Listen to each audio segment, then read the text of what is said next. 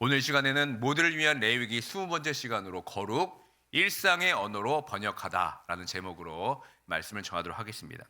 지난 시간 우리는 레위기 18장을 통해서 정말 입에 담기도 민망한 성적 타락과 죄의 목록들을 마주하면서 마음이 참 무거웠습니다. 그런데 오늘 19장으로 넘어오면 이 분위기가 사뭇 달라집니다. 학자들은 레위기 18장부터 20장까지를 거룩에 관한 하나의 묶음으로 보는데, 오늘 본문인 이 19장이 바로 그 가장 중요한 핵심이자 결론에 해당합니다.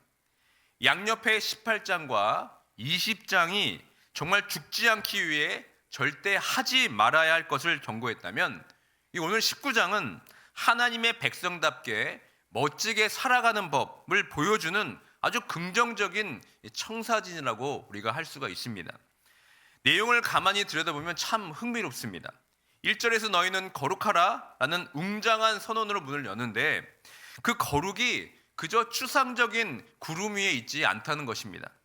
하나님과 부모님을 대하는 태도에서 시작해서 이제 이웃과 사회 정의로 흘러가고, 마침내 우리의 일상의 아주 사소한 습관들까지 구체적으로 파고들고 있습니다.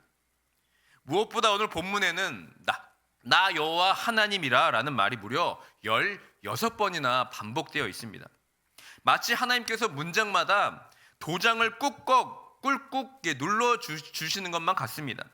이것은 여러분 단순한 규칙 나열이 아니라 정말 내가 거룩하니까 내 자녀인 너희도 나를 닮아야 하지 않겠냐라는 어떤 주인의 명령일 뿐만 아니라 아버지가 자녀에게 당신의 성품을 닮으라고 요청하시는 사랑의 초대입니다. 그러므로 여러분, 거룩은 선택이 아니라 우리 존재의 목적이자 사명입니다. 그렇다면 이 거룩한 삶이 과연 어디서부터 시작이 됩니까? 이 하나님을 닮아가는 이 엄청난 사명이 시작되는 장소는 우리가 기대하는 것처럼 거창한 어떤 성전이나 이 종교적 의식의 자리가 아니라는 사실입니다.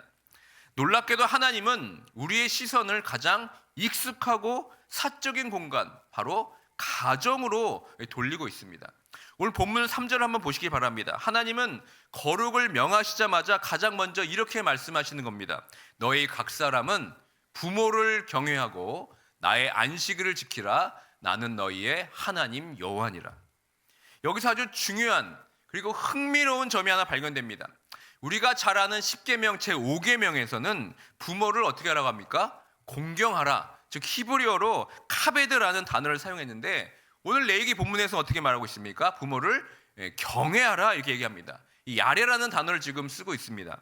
원래 이 야레라는 히브리 동사는 성경에서 주로 하나님을 경외할 때 사용되는 거룩하고 무거운 단어입니다.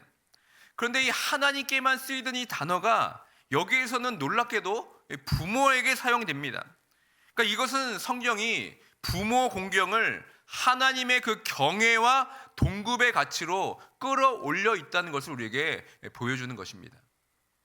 도대체 왜 성경은 굳이 이런 단어를 사용하고 있을까요? 이유는 분명합니다. 눈에 보이는 부모에 대한 태도가 곧 보이지 않는 하나님에 대한 태도를 그대로 비추는 거울이기 때문에 그렇습니다. 히브리서 12장 9절은 이 원리를 아주 정확하게 짚어주고 있습니다. 다 함께 한번 읽도록 하겠습니다. 또 우리 육신의 아버지가 우리를 징계하여도 공경하였거든 하물며 모든 영의 아버지께 더욱 복종하며 살려하지 않겠느냐.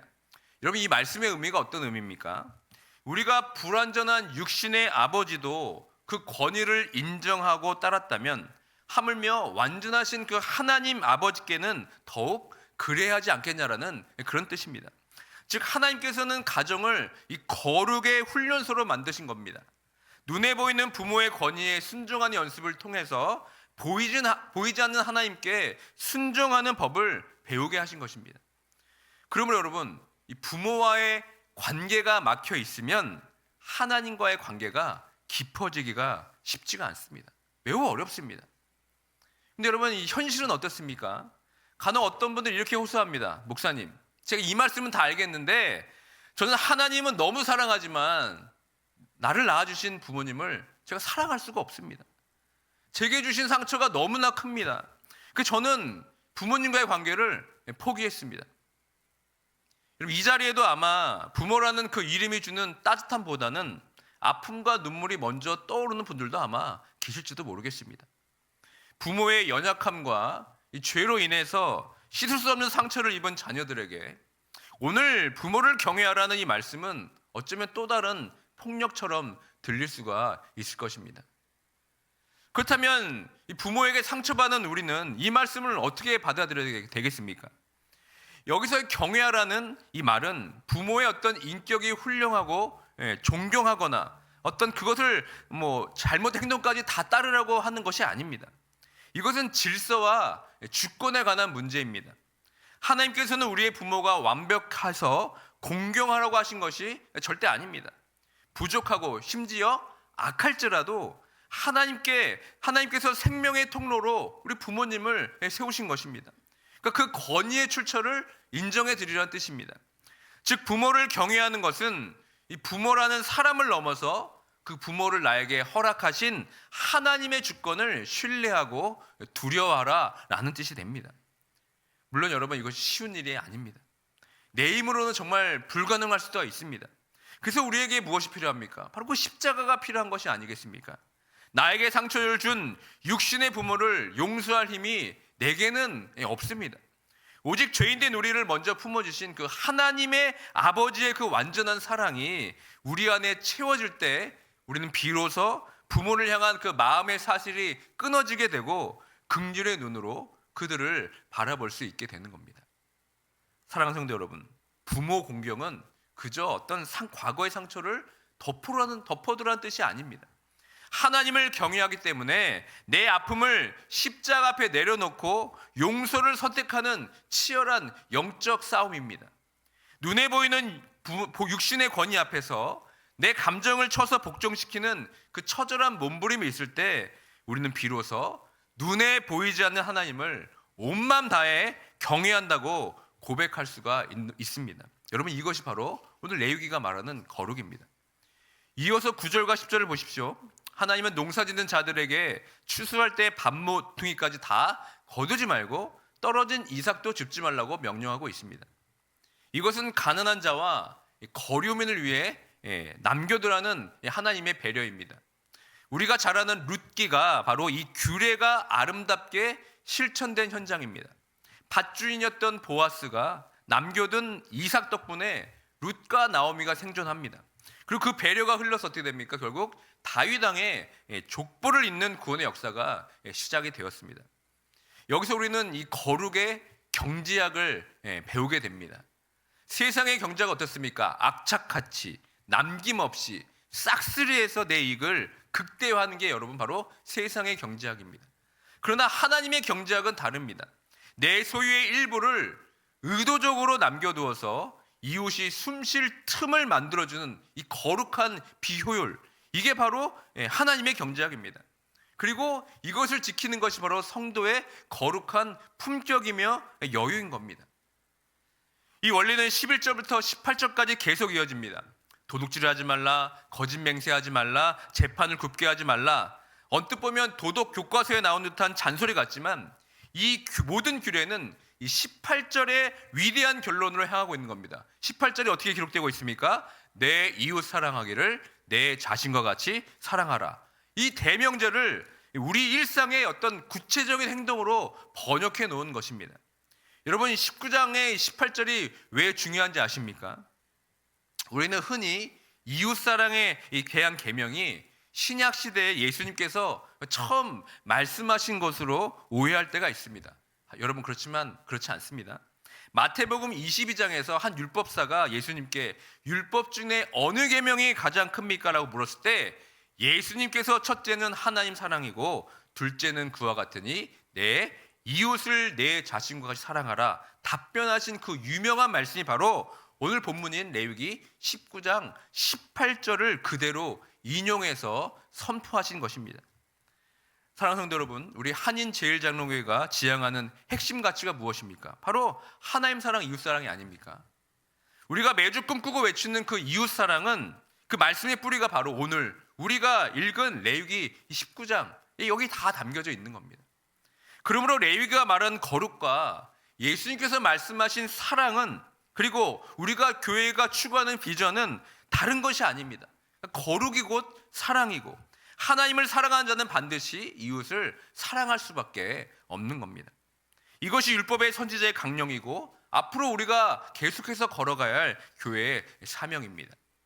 특별히 이 사랑이 일터에서 어떻게 적용되는지 우리 13절의 말씀을 한번 다 함께 읽어보도록 하겠습니다. 너는 내 이웃을 억압하지 말며 착취하지 말며 품꾼의 싹을 아침까지 밤새도록 내게 두지 말며. 이 말씀은 고대 사회에서 하루 벌어서 하루 먹는 품꾼에게는 정말 생존이 달린 문제였습니다. 여러분, 임금 체불은 곧 그 가족의 생명을 위협하는 이름을 여러분 꼭 기억하시길 바랍니다.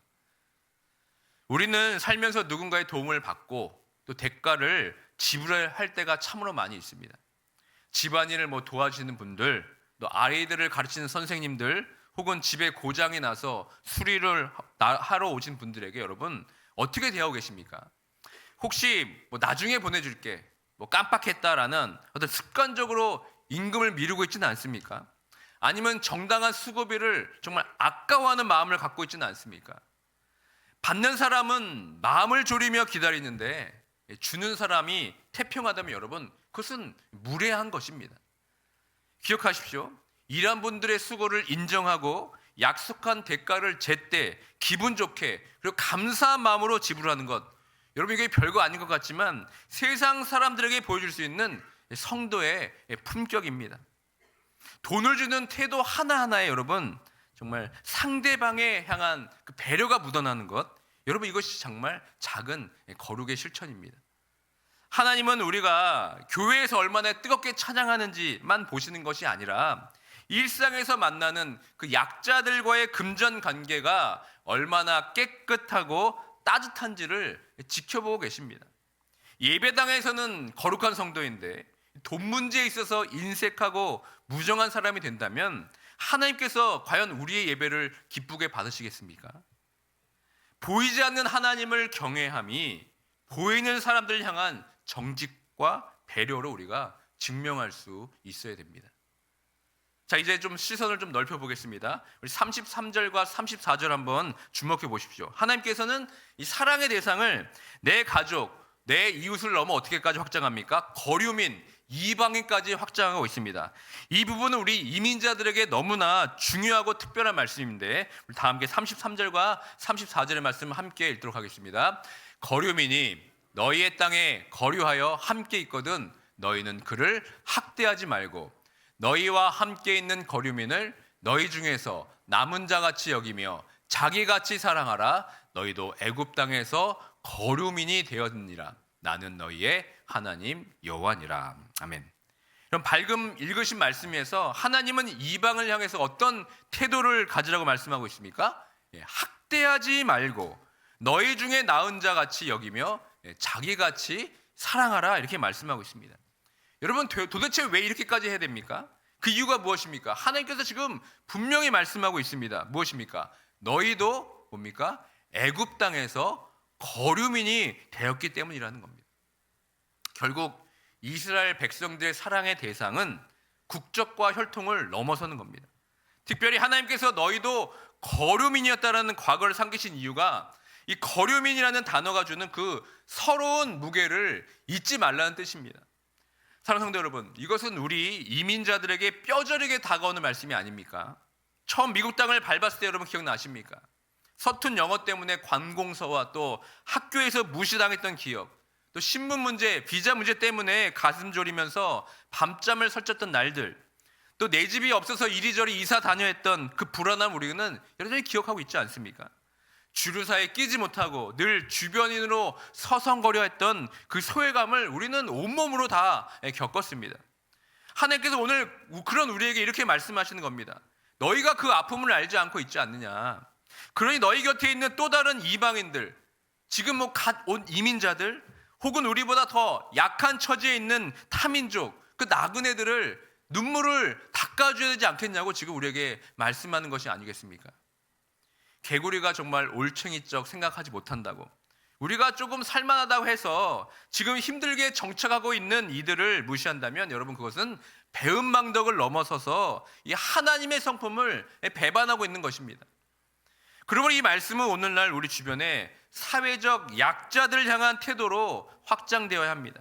우리는 강한 사람에게는 약하고 약한 사람에게는 강하기가 쉽습니다. 거룩이 바로 이 지점에서 여러분 판가름이 나는 겁니다.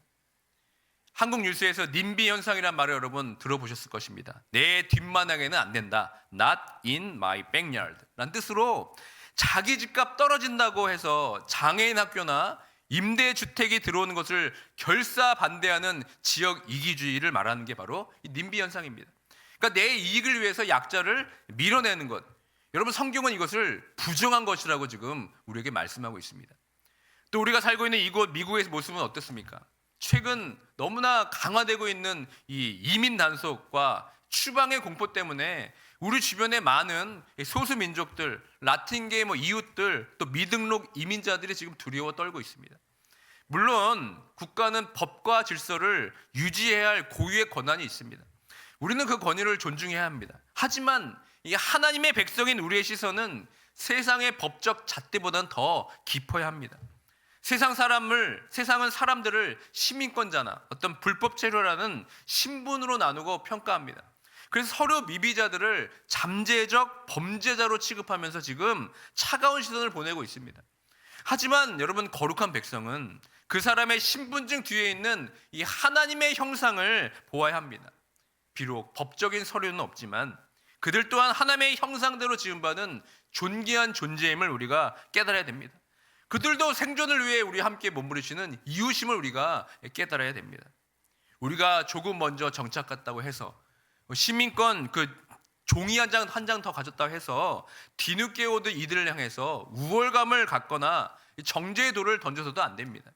오히려 그들의 불안 속에서 수십 년 전 비자 문제로 가슴 졸이던 이 과거의 날을 볼 수 있어야 됩니다. 여러분, 이것이 레위기 19장에 말하는 거류민을 내 몸과 같이 사랑하라는 말씀의 진짜 의미가 아니겠습니까? 솔직히 우리 자신을 한번 이 시간 돌아보기 원합니다. 우리는 식당에서 서빙하는 종업원들에 대해서, 또 마트의 계산대 앞에 있는 분들, 혹은 우리 집 잔디를 깎아주시는 분들, 청소를 도와주시는 분들에 대해서 여러분 어떻게 대하고 계십니까? 혹시 영어가 서툴다고, 혹은 우리보다 경제적으로 어렵다고 해서 그들에게 팁을 던지듯이 주거나 눈을 마주치지 않고 반말 섞인 명령조로 우리가 하고 있다면 우리는 다시 한번 우리 자신을 돌아볼 수 있어야 됩니다. 세상은 사람을 기능이라 돈으로 평가하지만 우리는 그들 안에서 하나님을 보아야 됩니다. 약자에게 예의를 갖추는 것, 이것이 여러분 하나님께 예의를 갖추는 것입니다. 이 거룩한 태도는 교회 담장 안에서도 동일하게 번역이 되어야 합니다. 교회 안에서 정말 이름도 없이 빛도 없이 가장 낮은 곳에서 섬기시는 분들이 참으로 많이 있습니다. 구체적으로 한번 돌아보면 이렇습니다. 친교실 뜨거운 국통 앞에서 정말 땀을 뻘뻘 흘리며 배식하는 이 사람들에게, 남들이 다 버린 쓰레기를 치우고 설거지를 하느라 퉁퉁 분 집사님을 대할 때 여러분 표정이 어떻습니까? 혹시 정말 따뜻한 눈 마주치면서 잘 먹었습니다 라는 어떤 인사 한마디 없이 오늘 국은 왜 이렇게 짜냐, 싱겁냐 라면서 정말 식당 종업원 대하듯이 불평하고 계시진 않습니까?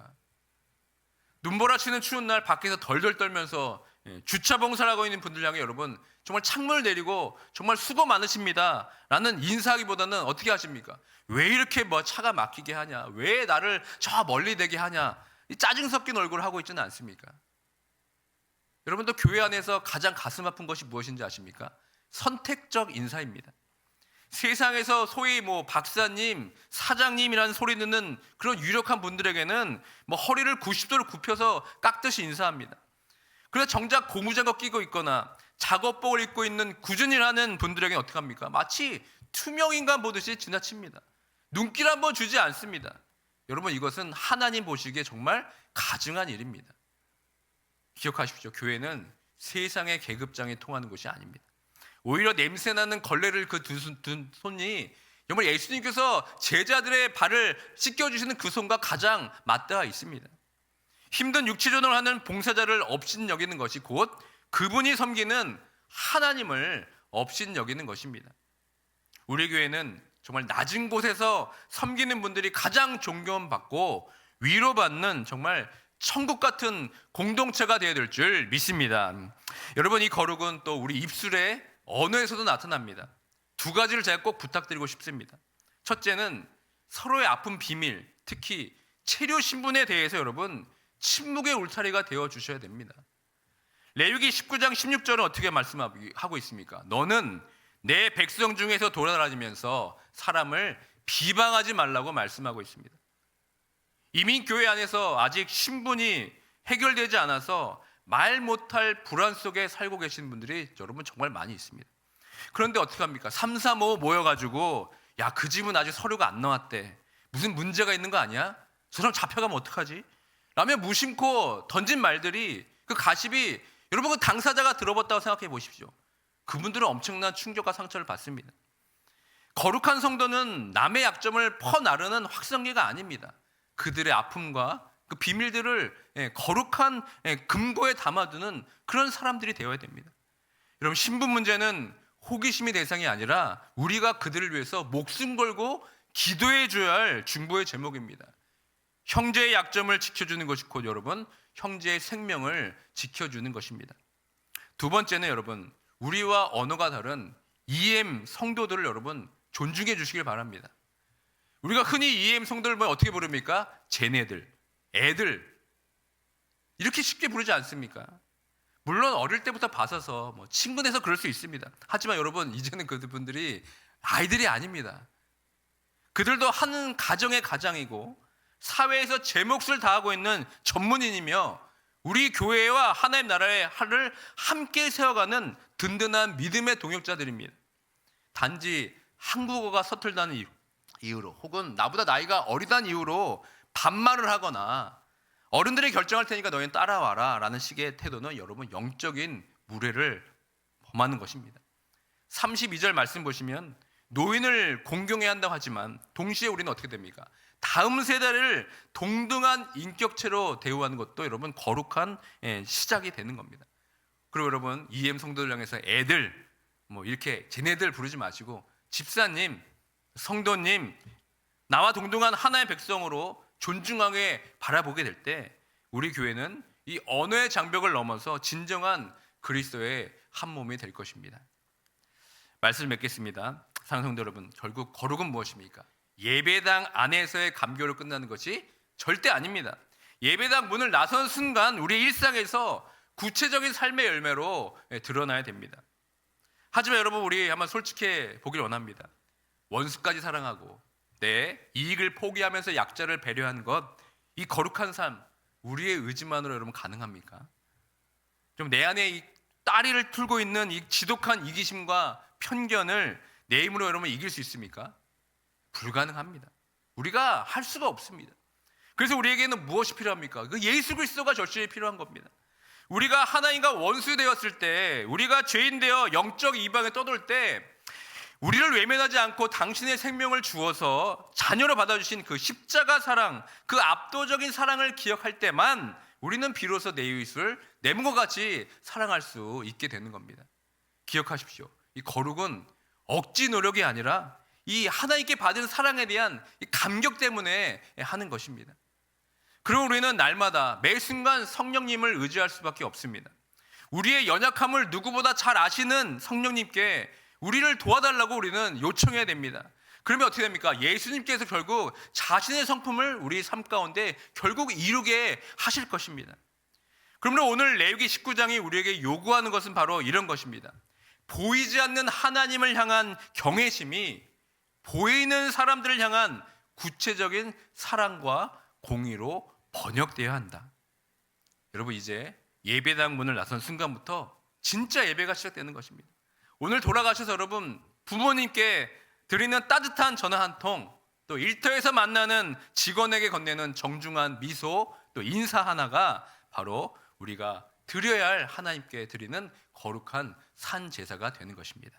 여러분, 이 거룩한 일생을 살아내면서 세상을 거룩하게 물들이는 저와 여러분이 되길 주님의 이름으로 축원드립니다.